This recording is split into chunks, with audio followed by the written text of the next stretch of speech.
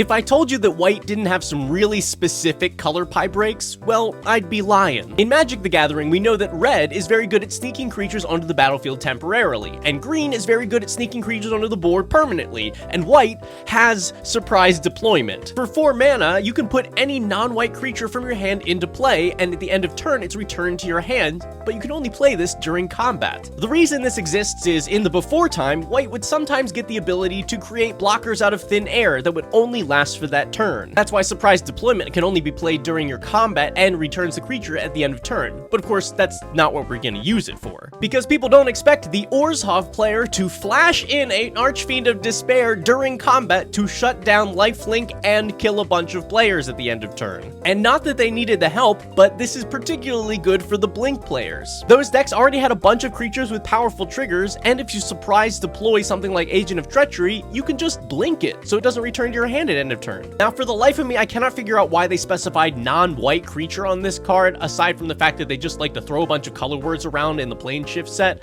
but it does make it significantly worse in a lot of the decks that would want it the most. You'll just have to settle for sneaking in your Apex Altasaur on your opponent's turn in your Pantlaza deck, which could probably already do that anyway because of red and green, but don't worry about it.